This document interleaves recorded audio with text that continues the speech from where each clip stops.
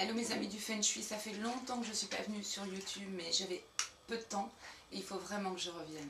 Et je reviens parce que j'ai des questions, je fais des expertises à distance, je fais des expertises à domicile et des conférences et j'ai forcément des questions qui reviennent systématiquement sur plein de sujets différents.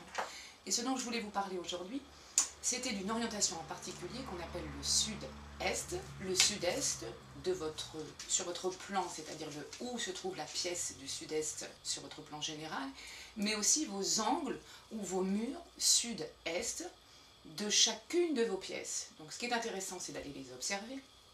Et donc j'ai une cliente, lorsqu'elle rentre chez elle, le sud-est correspond juste à sa gauche, en fait, à l'escalier. C'est-à-dire on a l'escalier qui monte à l'étage. Donc on a une sous-pente d'escalier qui correspond au sud, mais directement l'escalier correspond au sud-est. Ce secteur est le secteur de la richesse, prospérité, abondance. Les sous, mais pas que, évidemment. L'abondance, c'est tout ce qu'on a envie d'accueillir, c'est-à-dire l'abondance des amis, de santé, de joie, l'abondance. Donc c'est forcément un secteur qui doit être dans l'ouverture, c'est un secteur qui doit être dans la clarté, dans l'évolution, dans ce qui est de la croissance, d'accord, puisque ça correspond aussi à l'orientation du soleil qui s'est levé à l'est et qui continue sa course jusqu'au sud avec l'énergie la plus yang du soleil, la plus dynamique et la plus ouverte. Cette cliente me demande donc, Pascal, j'ai mis en sud-est qui correspond à mon mur de mon escalier, les petites pièces chinoises trouées avec le fil rouge. Est-ce que c'est bien? Alors, c'est bien si vous avez une résonance avec ça. Ce qu'il faut savoir, c'est que le Feng Shui est d'origine chinoise, c'est un concept ancestral de plus de 5000 ans, ça vous le savez. Bien qu'à l'origine, ce n'était pas forcément chinois, mais plutôt du côté de l'Inde, avec le prana et le vastu. Voilà, ça c'est, on ferme la parenthèse pour le côté historique.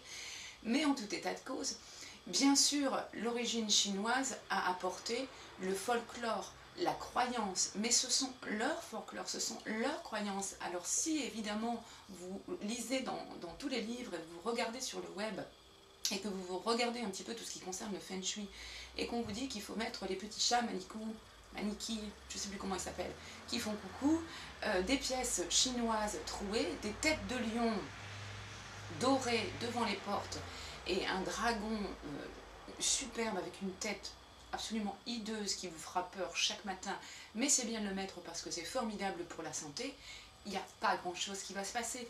Vous devez effectivement être en résonance avec vos projections murales, vos projections d'aménagement, vous devez être en résonance avec ça. Il faut que de votre intérieur ça fasse boum boum, c'est quelque chose qu'il faut, à chaque fois que votre regard, la partie droite du cerveau limbique qui va se poser sur cette projection, il faut que ça soit en résonance.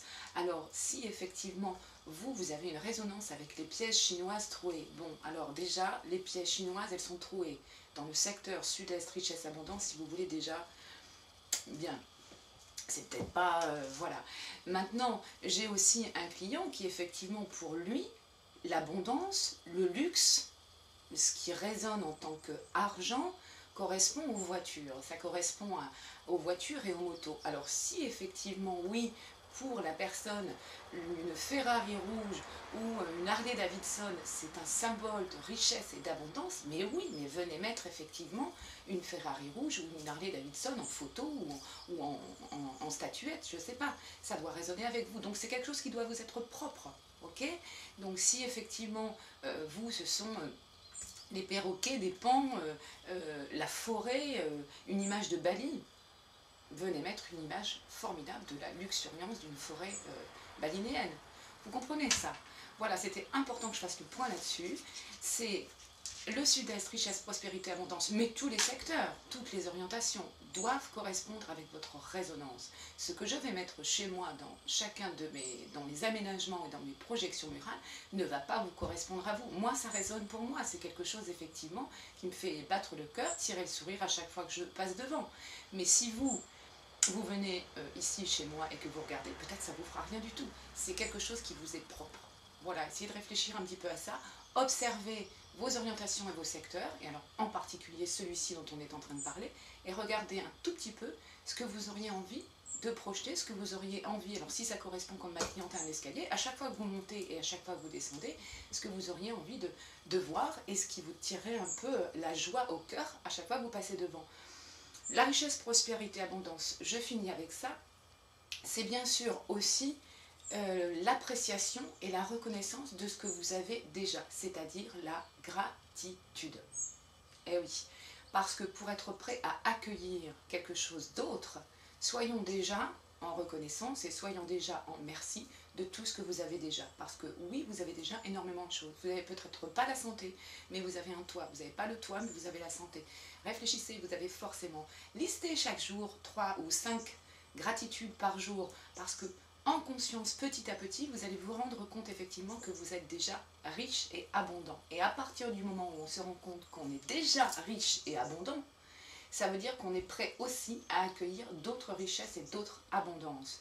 Donc, une gratitude pourrait être aussi, par exemple, une image, un tableau, une aquarelle, une image que vous pouvez peut-être imprimer sur le net, et mettre dans un cadre du symbole de Namasté.